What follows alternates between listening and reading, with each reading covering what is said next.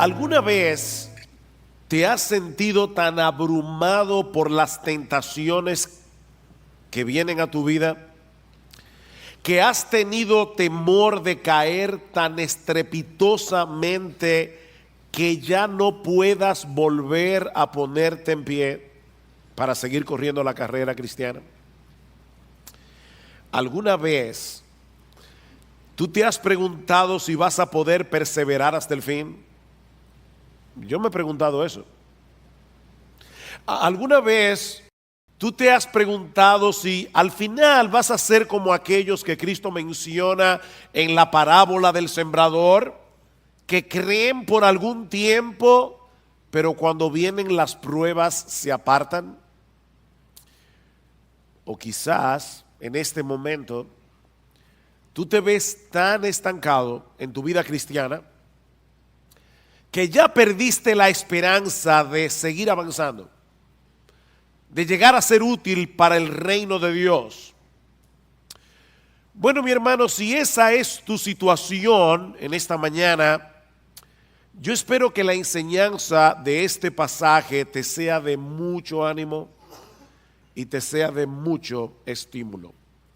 Algunos de los creyentes que recibieron originalmente esta carta, que conocemos como la carta a los Hebreos, estaban exactamente en la misma situación que tú.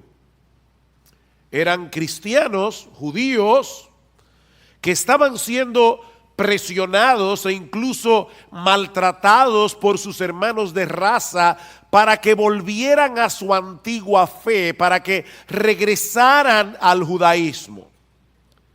Y era tal la presión que algunos ya se habían apartado de la fe y otros parecían estarse deslizando. Es por eso que en la carta a los Hebreos encontramos varias advertencias en contra del pecado de la apostasía.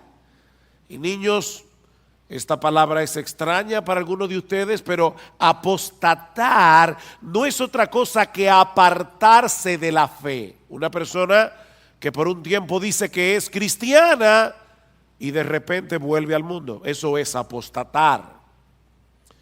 Y es precisamente en el contexto de una de las advertencias más fuertes de esta carta en contra de la apostasía que se encuentra el texto que vamos a estudiar en la mañana de hoy. De hecho, algunos han concluido erróneamente a la luz de este pasaje que un verdadero cristiano puede perder la salvación y volver otra vez a su estado anterior de incredulidad.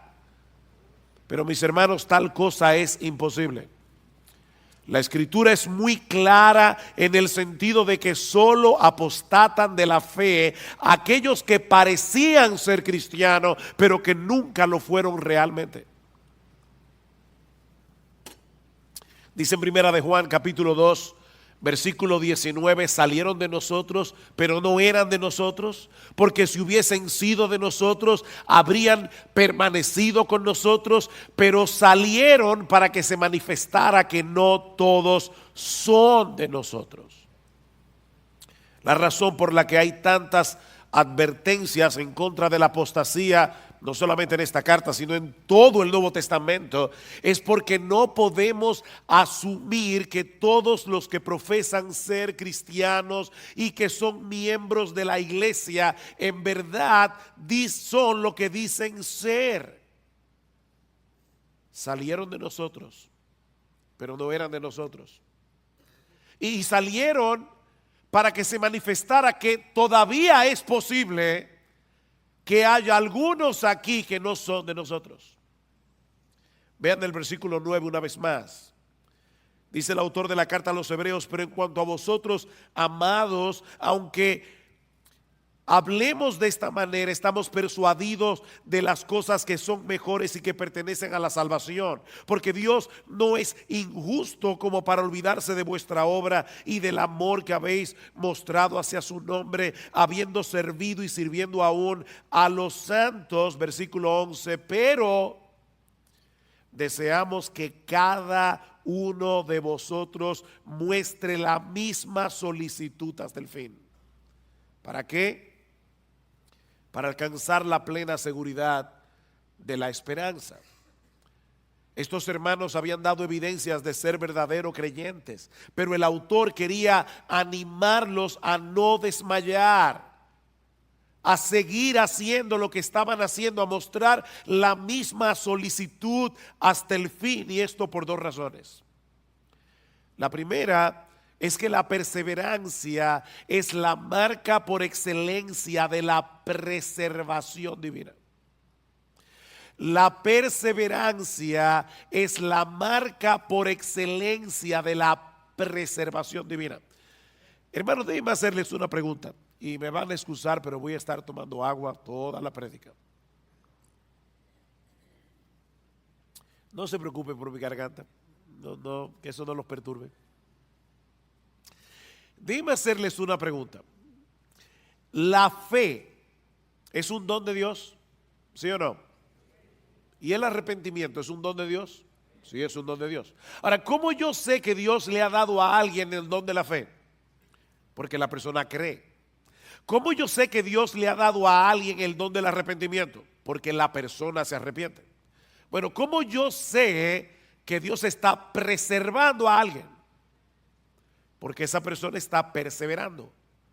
La fe verdadera persevera hasta el fin, como vimos en el texto de Primera de Juan.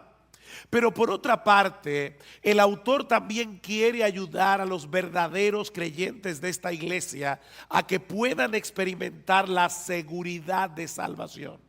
¿Lo vieron en el versículo 11? Que muestre la misma solicitud hasta el fin para alcanzar la plena seguridad de la esperanza. Que puedan estar seguros de que son salvos.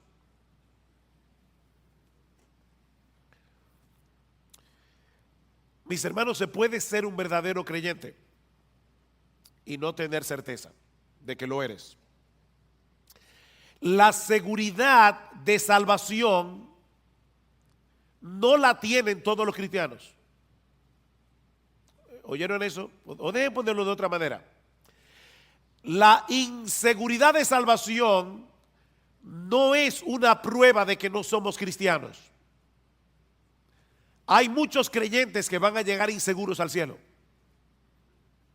Y hay muchos impíos que van a llegar seguros al infierno, creyendo que son creyentes. No todo el que me dice Señor, Señor, entrará en el reino de los cielos, sino el que hace la voluntad de mi Padre que está en los cielos. Así que la seguridad de salvación no es necesaria para ser salvo. Sin embargo, cuando un creyente no puede estar seguro de su salvación, no podrá disfrutar plenamente de la bendición de ser salvo. Ni tampoco podrá correr bien la carrera. Noten el versículo 12.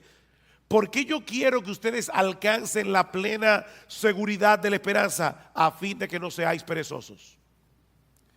El estar seguro te mueve a no ser perezoso.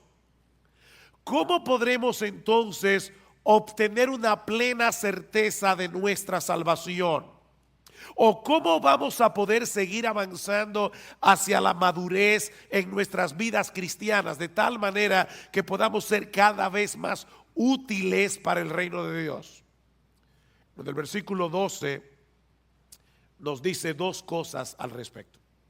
La primera es que debemos seguir siendo diligentes en el cuidado de nuestras almas. Debemos ser diligentes en el cuidado de nuestras almas. Versículo 12.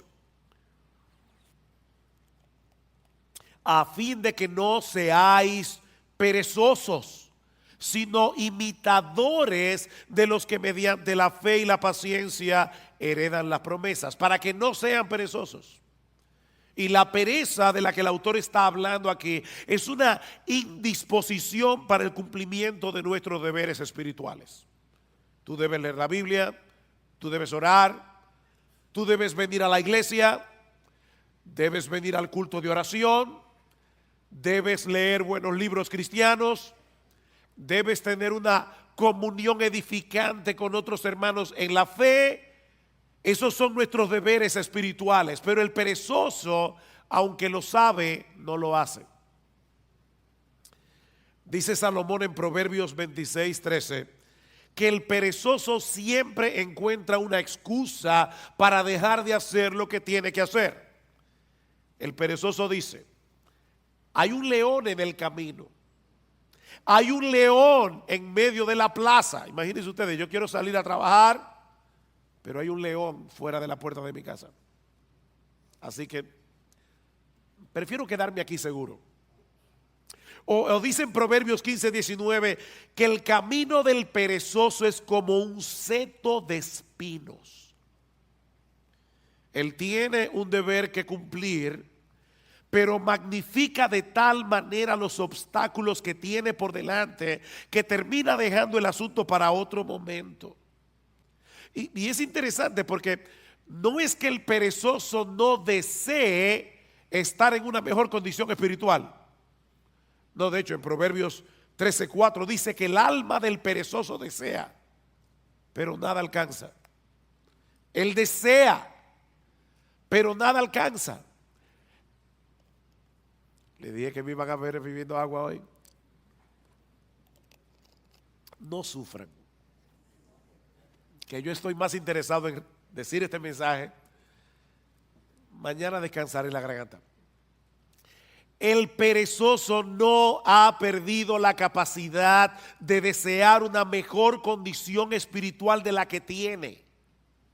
Él quiere, pero no lo puede alcanzar por causa de su pereza. Mis hermanos, si no somos diligentes en el uso de los medios que Dios ha provisto para que alcancemos una mejor condición, nuestros deseos nunca serán cumplidos. ¿Qué debemos hacer entonces? Despojarnos de nuestra pereza espiritual y en dependencia del Espíritu Santo disponernos a hacer lo que debemos hacer en el momento en que debemos hacerlo, aunque no tengamos ningún deseo de hacerlo. Pastor, ¿y eso no es hipocresía? No, eso es diligencia.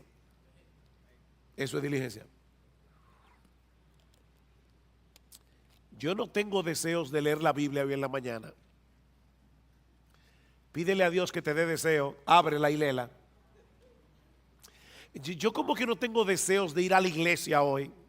Levántate, cámbiate y sin ningún deseo, ven a la iglesia. Ser diligente es hacer lo que tú tienes que hacer en el momento en que tienes que hacerlo, aunque no tengas ningún deseo de hacerlo. El crecimiento espiritual requiere un esfuerzo diligente de nuestra parte. Pero pastor, yo creía que la salvación era por gracia. Y lo que usted está diciendo de verdad parece oponerse a la doctrina de la gracia. Si es por gracia, yo no tengo que hacer nada para merecer la bendición de Dios. Tú tienes razón. Si es por gracia, no es por mérito. La gracia se opone al mérito, pero no se opone al esfuerzo. De hecho, Pablo le dice a Timoteo en 2 Timoteo capítulo 2, Timoteo, esfuérzate en la gracia. Esfuérzate en la gracia. La gracia se opone a nuestros méritos. La gracia no se opone a nuestro esfuerzo. Es en el contexto de nuestra diligencia que podemos disfrutar de la bendición de Dios. No porque ese esfuerzo nos haga merecer que Dios nos bendiga, sino porque Dios ha decretado que seamos bendecidos siendo nosotros diligentes, usando los medios de gracia, la lectura regular de la palabra, la vida de oración privada y corporativa, congregarnos con el pueblo de Dios en el día del Señor, participar de la Santa Cena como haremos esta noche, leer buenos libros cristianos.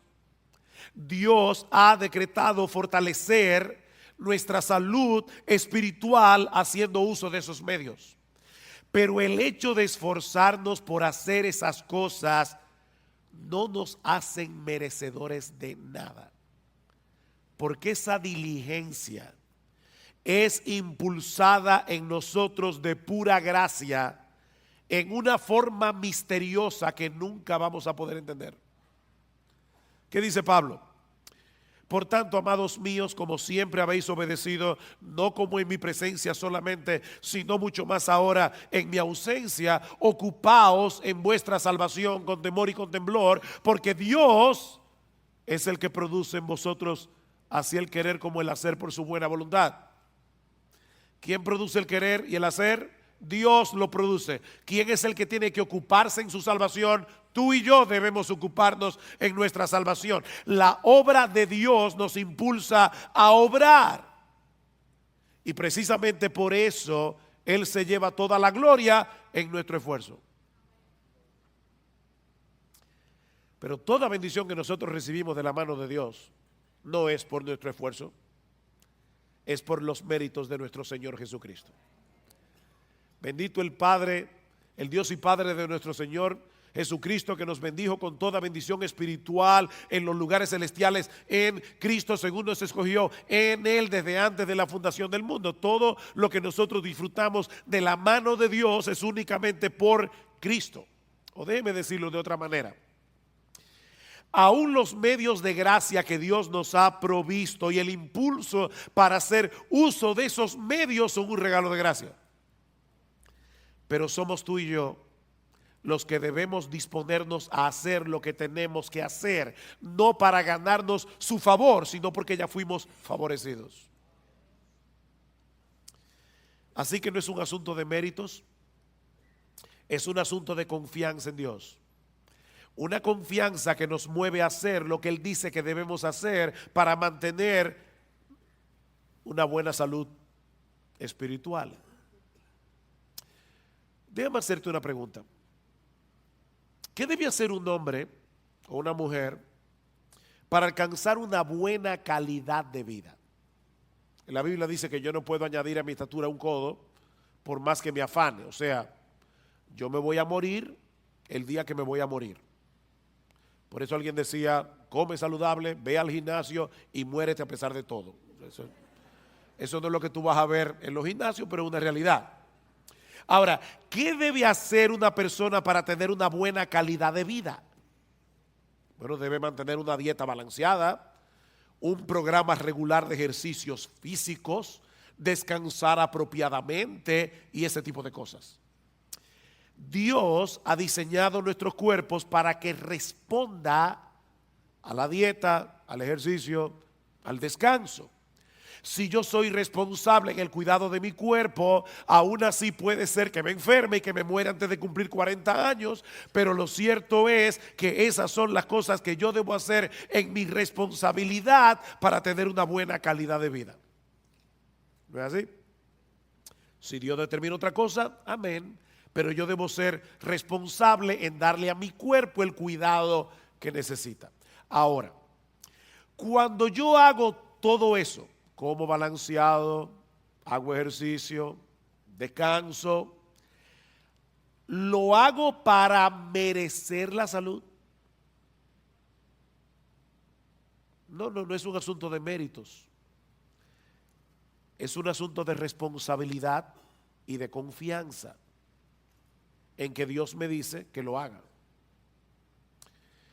Si yo estoy enfermo y me tomo la medicina que el médico prescribió, no es para merecer ser sanado, sino porque confío en el médico. ¿No es así? Mi deseo de ser sanado y mi confianza en la capacidad del médico es lo que me hace hacer lo que él me dice. Bueno, hermanos, lo mismo ocurre con nuestra vida espiritual. Pablo dice a Timoteo, ejercítate para la piedad. O como lo traduce la Biblia de las Américas, disciplínate a ti mismo para la piedad. Eso es algo que nadie puede hacer por ti. O sea, no esperes que tú te vas a levantar por la mañana. Wow, qué deseo yo tengo de salir a correr 5 millas. No. A veces los que corren y hacen ejercicio físico no tienen deseo de levantarse, pero ellos lo hacen por responsabilidad. Bueno, tampoco esperes que todas las mañanas tú te vas a levantar con un impulso para leer tu Biblia. No, a veces tú vas a querer seguir durmiendo, pero debes levantarte como quiera, abrir tu Biblia y leerla. Ejercítate para la piedad. Disciplínate a ti mismo para la piedad. Ahora, nunca olvides que son medios de gracia. Eso quiere decir que aun cuando haces uso de esos medios que Dios ha prescrito para preservar la salud de nuestras almas, debemos hacerlo descansando en Él. No en nuestras propias fuerzas o en nuestra propia capacidad. Señor, voy a leer tu palabra, dame entendimiento. Abre mis ojos para ver las maravillas de tu ley. Alimenta mi alma. Déjame ver a Cristo en las páginas de las Escrituras y aumenta mi admiración por Él. Porque contemplando su gloria es que somos transformados de gloria en gloria. Señor, voy al culto de oración o de adoración. Por favor, ayúdame a adorarte sin distracciones. Por favor, ayúdame, Señor, que yo pueda percibir y experimentar tu presencia junto a mis hermanos en la iglesia. Ayúdame, Señor, para atesorar la palabra predicada de tal manera que obre poderosamente en mi corazón. Ayúdame, Señor. Así que lo primero que el autor de Hebreos nos está diciendo aquí es que si tú quieres perseverar hasta el fin, si tú quieres seguir avanzando hacia la madurez cristiana, debes ser diligente en el cuidado de tu alma.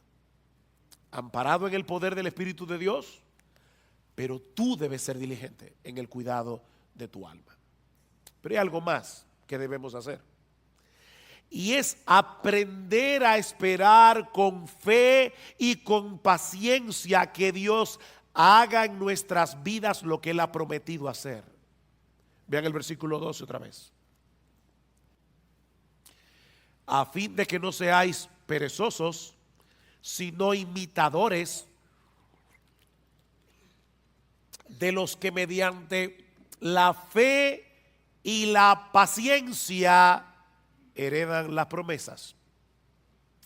El texto no nos dice explícitamente quiénes son esos creyentes a los que debemos imitar, pero obviamente se refiere a todos los hombres y mujeres de fe del Antiguo Testamento que encontramos en el capítulo 11 de la carta a los Hebreos, y de los cuales Abraham es un prototipo. Vean el versículo 13.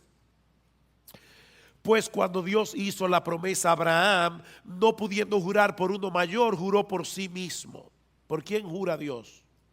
Por Él mismo.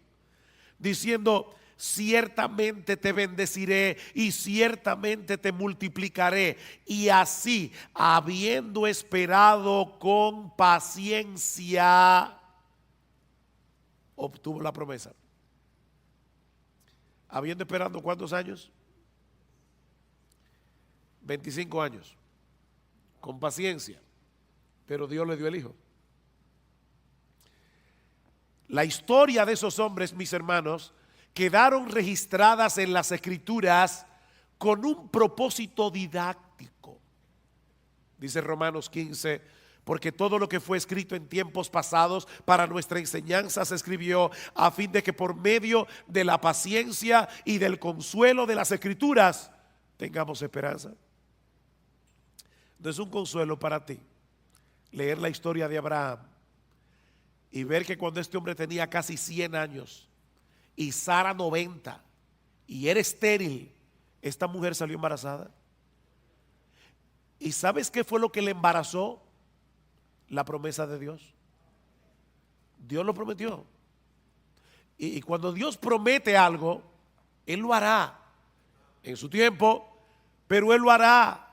El Espíritu Santo inspiró a los autores de las Escrituras para que dejaran un registro de las historias de estos hombres y mujeres del pasado que se aferraron a las promesas de Dios con fe y con paciencia. Aún en medio de circunstancias muy difíciles.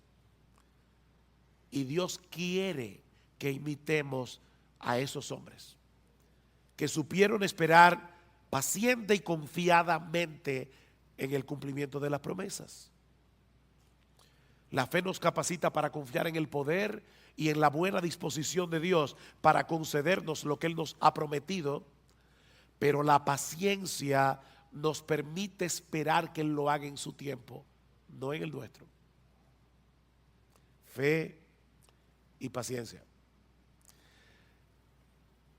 Mis hermanos, la clave para perseverar hasta el fin no es creer, es seguir creyendo. No es creer, es seguir creyendo. Es seguir esperando hasta que Dios en su sabiduría haga lo que Él ha decidido hacer en el tiempo en que Él ha decidido hacerlo y en la forma como Él quiere hacerlo. Esta palabra que aparece en nuestro texto y que se traduce como paciencia nos habla de quietud y confianza prolongada en medio de la aflicción. Eso es paciencia. La fe nos lleva a descansar confiados en las promesas de Dios. La paciencia nos permite continuar esperando lo prometido, aunque en medio de las circunstancias en que nos encontremos nos dé la impresión de que Dios se olvidó del asunto. Mira, mi hermano, Dios está más interesado en tu carácter que en tu comodidad. Él quiere llevarte a depender más de Él, a que tú entiendas cuánto lo necesitas. Si tú llamas una vez y no se te abre, y llamas otra vez y no se te abre, y vuelves a llamar y no se te abre, y por eso dejas de llamar, puede ser que todavía tú no hayas entendido cuánto tú necesitas la bendición de Dios. Eso quiere decir que tu fe necesita ser fortalecida. ¿Y sabes cuál es la lagartija que fortalece la fe? Yo no sé cómo le llamarán ese ejercicio en otra parte de América Latina, pero los push-ups, no sé cómo decirle. ¿Sabes cuál es el ejercicio que fortalece la fe? Seguir esperando la promesa de Dios. Esperar. Esperar fortalece la fe. Dice en Romanos 8:24 que fuimos salvados en esperanza, pero la esperanza que se ve no es esperanza. Pues, ¿por qué esperar lo que uno ve? O como lo dice en otra versión, ¿quién espera lo que ya tiene? Es en la espera que se fortalece nuestra fe.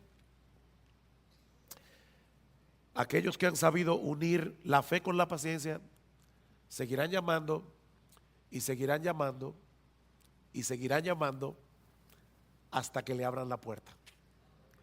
Dice el salmista en el Salmo 123: a ti levanto mis ojos, oh tú que reinas en los cielos. He aquí como los ojos de los siervos miran a la mano de su Señor, como los ojos de la sierva a la mano de su señora. Así nuestros ojos miran al Señor hasta que se apiade de nosotros. ¿Por cuánto tiempo? Hasta que se apiade. Salmo 130: espero en el Señor, en Él espera mi alma y en su palabra tengo mi esperanza. Mi alma espera al Señor más que los centinelas a la mañana. Sí, más que los centinelas a la mañana. ¿Te das cuenta, mi hermano, la insistencia de la Biblia en el hecho de esperar? Si no aprendes a esperar, vivirás frustrado. Te vas a frustrar con Dios, porque el horario de Dios casi nunca encaja con nuestras expectativas. Te vas a frustrar. Dios pudo hacer el mundo en un segundo, pero lo hizo en 6 días.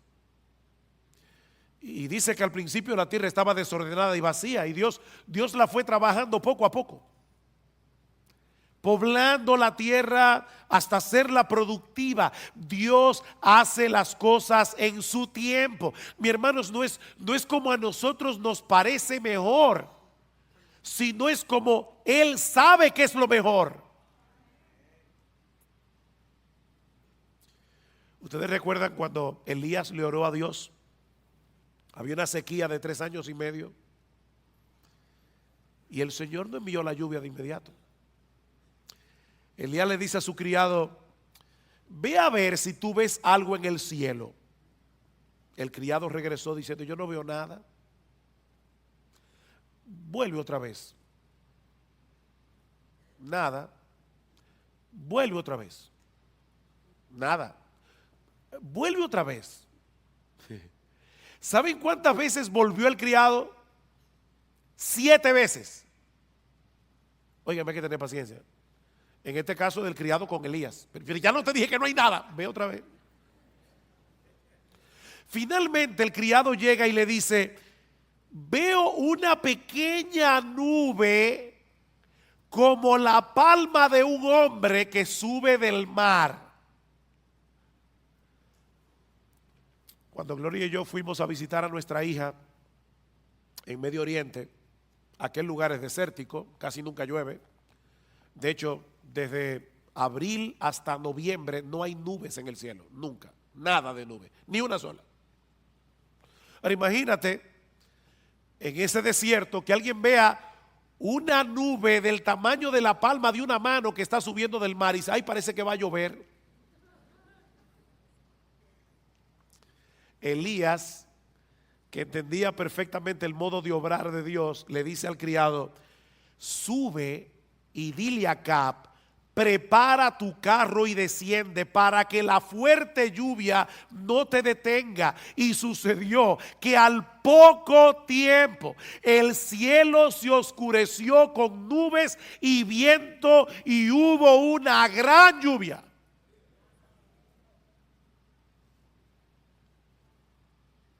Dios tiene su forma de obrar. Él desea moldear nuestro carácter. Y eso solo es posible en el contexto de la fe y de la paciencia. Tenemos un problema, deseamos ser atendidos de inmediato, entendemos que el asunto es urgente. ¿Y saben lo que hace Dios? Dios mueve las cosas de tal manera que todo el mundo esté ocupado y que nadie te pueda atender. ¿Te ha pasado? ¿Sabes qué es lo que Dios está haciendo? Enseñándote a esperar con fe y con paciencia. Tu mayor problema no es que te atiendan. Tu mayor problema es tu falta de fe. Y Dios está moldeando tu carácter. Mis hermanos, ¿qué aflicción puede ser mayor que la muerte de un ser querido? Pero cuando Marta y María mandaron a llamar a Jesús porque Lázaro estaba enfermo, el Señor ni se apresuró. Él esperó pacientemente al que el problema se pusiera peor para mostrar más abundantemente su poder. Lázaro finalmente murió y Cristo lo levantó de los muertos. Y en el proceso le enseñó a Marta y a María a esperar con fe y con paciencia. La hija de Jairo, cuando este hombre acudió a Cristo, su hija aún vivía, pero el Señor otra vez se entretuvo en el camino tratando otro caso, el de la mujer que tenía flujo de sangre. Y ustedes saben lo que sucedió. La niña muere y Cristo de nuevo la levanta de los muertos. Estas historias están en la Biblia, mis hermanos, para enseñarnos algo. Cristo dejó que esa niña muriera para que nosotros aprendiéramos a tener fe y paciencia. A veces va a parecernos que el Señor no nos está haciendo caso. ¿Recuerdan la mujer sirofenicia? Señor, ten misericordia de mí, mi hija está posesa por un demonio, y Cristo ni le escucha. Los apóstoles vienen. Por favor, Señor, haz algo para que esta mujer nos deje tranquilos. No es correcto quitarle el pan de los hijos para dárselo a los perrillos. Yo vine primero a los perdidos de la casa de Israel. Y esta mujer le dice: sí, Señor, pero aún los perrillos comen de las migajas que caen de la mesa de sus amos. Y Cristo le dice: mujer, por causa de tu fe, lo que tú quieres te será hecho. Y dice que su hija fue sanada en aquella misma hora. Esta mujer no desmayó y por medio de la fe y de la paciencia obtuvo la bendición que deseaba. He aquí entonces, mis hermanos, la metodología divina para seguir avanzando en nuestras vidas cristianas y llegar a experimentar seguridad de salvación. Debemos ser diligentes en el cuidado de nuestras almas y ser imitadores de aquellos que por la fe y la paciencia heredaron las promesas. Dios nos ha dado promesas ciertísimas en su palabra, incluyendo el hecho de que Él ha de guardarnos en Cristo hasta el día en que estemos en su presencia en cuerpos glorificados, contemplando y deleitándonos en su gloria por los siglos de los siglos. Él lo ha prometido y Él lo hará. Mis ovejas oyen mi voz y yo las conozco y me siguen, y yo les doy vida eterna y no perecerán jamás, ni nadie las arrebatará de mi mano. Mi Padre que me las dio es mayor que todos y nadie las puede arrebatar de la mano de mi Padre. Si esperamos en las promesas de Dios con fe y con paciencia, tendremos el combustible necesario para energizar nuestra diligencia en el cuidado de nuestras almas. Recuerden lo que dice el autor de la carta a los Hebreos: deseamos que cada uno de vosotros muestre la misma solicitud hasta el fin. ¿Para qué? Para que tengan seguridad de salvación. ¿Para qué? Para que no seáis perezosos. Para que no seáis perezosos. Las promesas de Dios son las que le dan contenido a nuestra fe. Creer en Dios es confiar en su fidelidad para cumplir lo que Él ha prometido sobre la base de la obra consumada de Cristo a nuestro favor. Eso es lo que el autor de la carta dice más adelante. Versículo 16. Porque los hombres juran por uno mayor que ellos mismos, ¿no es así? Hay gente que jura por Dios. ¿Y por quién jura Dios?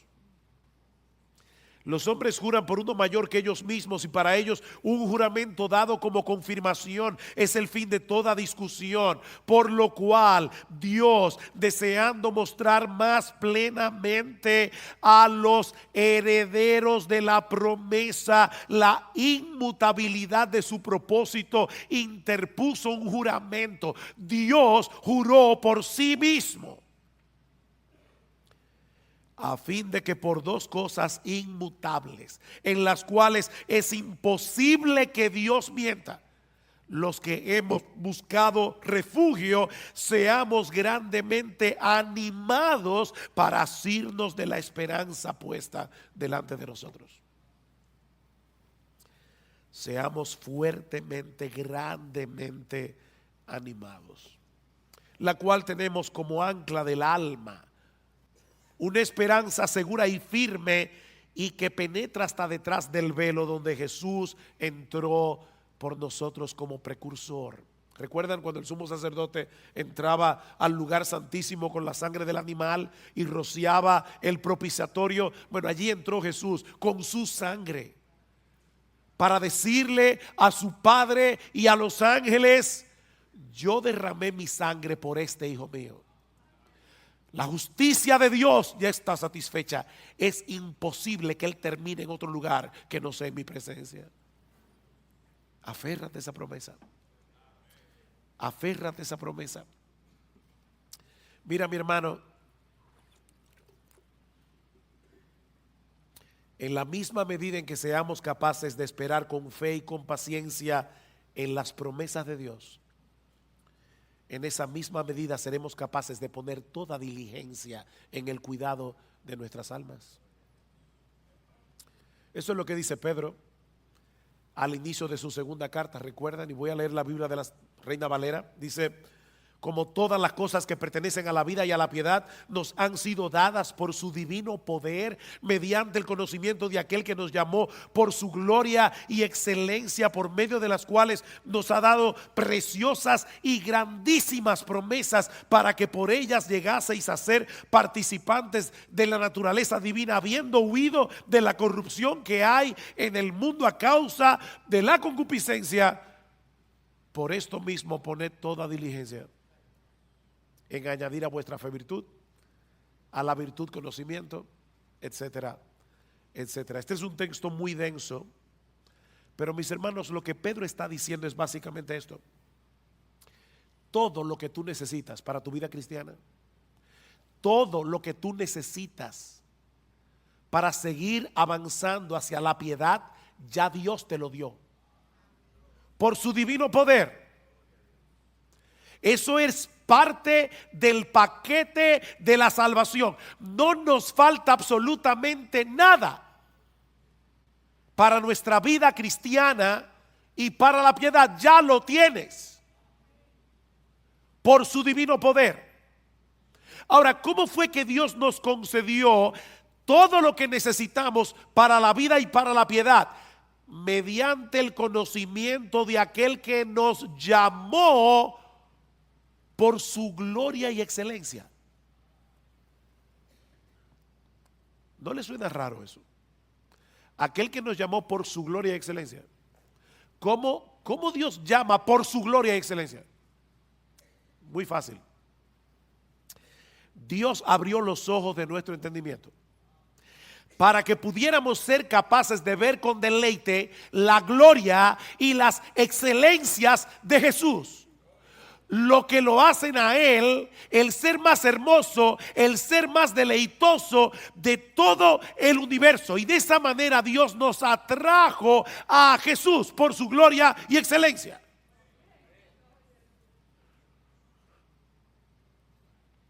Y ahora Pedro está diciendo: el hecho de saber que el poder omnipotente de ese Dios que nos llamó por su gloria y excelencia está obrando en nosotros hasta que estemos en su presencia en cuerpo y almas glorificados, es una poderosa motivación para poner toda diligencia en añadir a vuestra fe virtud, a la virtud conocimiento. Alguien lo ilustra de esta manera: imagínate que tú eres un prisionero de guerra en un campo de concentración y has perdido toda esperanza de salir vivo de allí. Y en tu desesperanza ya tú comenzaste a vivir descuidadamente. Tú lo que quieres es sobrevivir hasta la muerte, y ya tú no te preguntas si algo está bien o algo está mal. Como decimos en buen dominicano, tú estás dado al pecado. Pero de repente te enteras de que se está planificando un intercambio de prisioneros.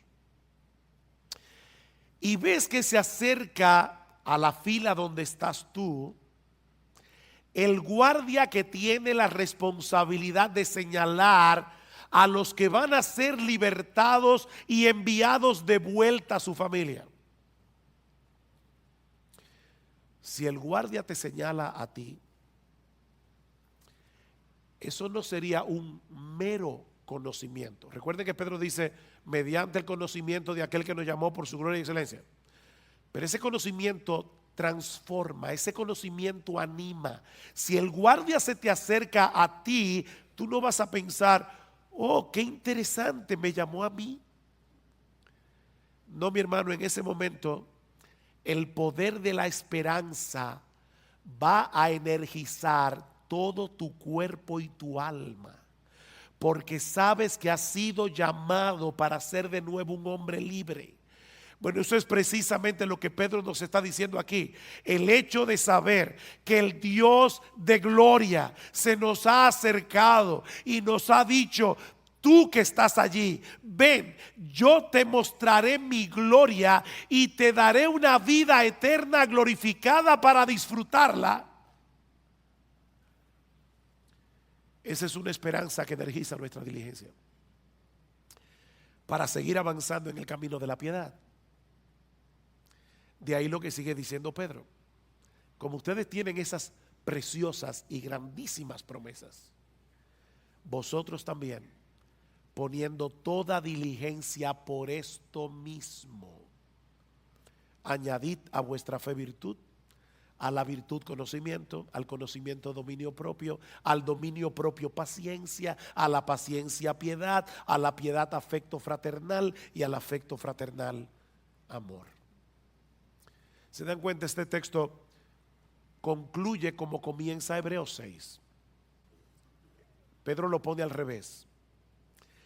Esperar con fe y con paciencia en las promesas de Dios es lo que nos hace diligentes para añadir a la fe virtud, a la virtud conocimiento y así sucesivamente.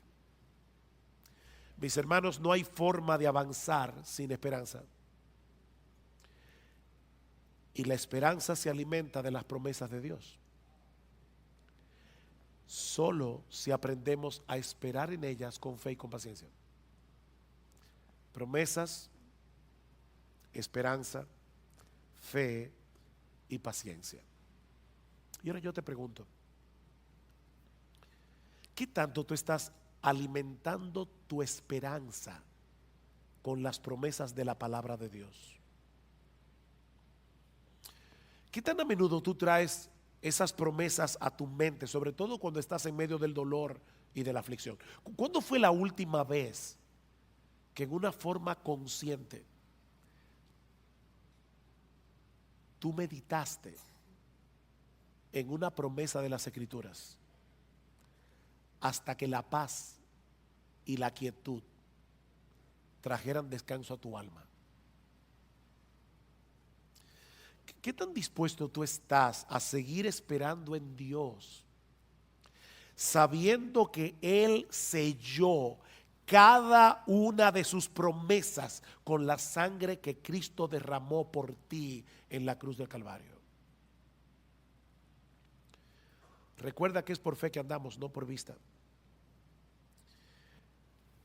Mis hermanos, que el Señor nos ayude a mostrar la misma solicitud hasta el fin. Hasta el fin, no te canses, para alcanzar la plena seguridad de la esperanza, a fin de que no seáis perezosos y no imitadores de los que mediante la fe y la paciencia heredan las promesas. Y si acaso a lo largo de este mensaje te has dado cuenta que has estado siendo perezoso en el cuidado de tu alma, que la desesperanza había arropado tu corazón y te había llevado a descuidar los medios de gracia, mi hermano, no te quedes allí postrado lamentando tu pecado.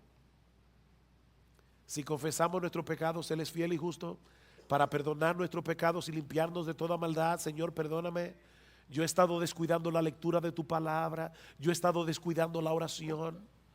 Perdóname, Señor, he estado descuidando el venir a la iglesia, he estado descuidando participar de tu cena.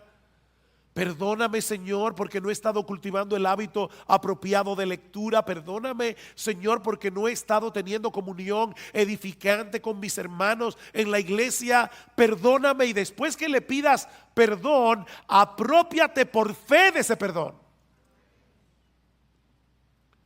El perdón no se siente.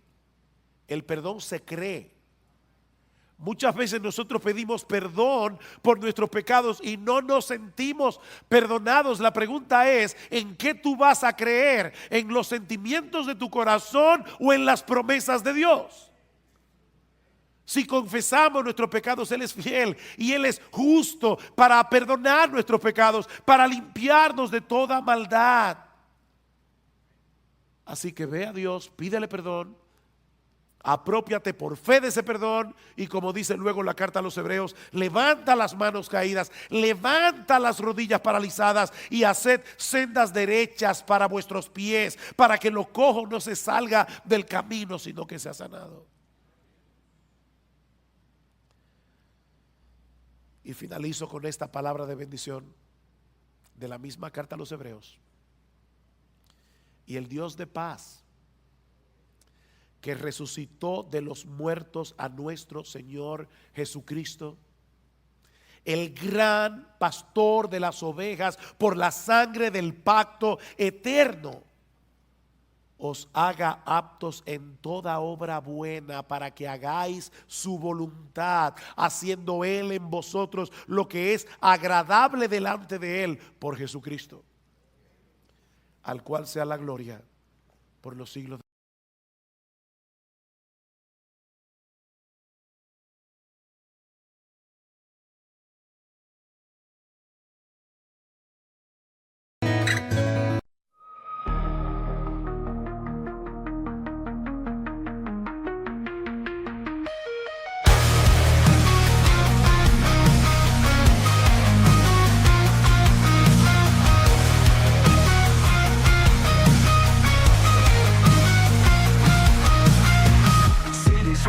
Mechanical shadow, but me on whispers, secrets don't follow.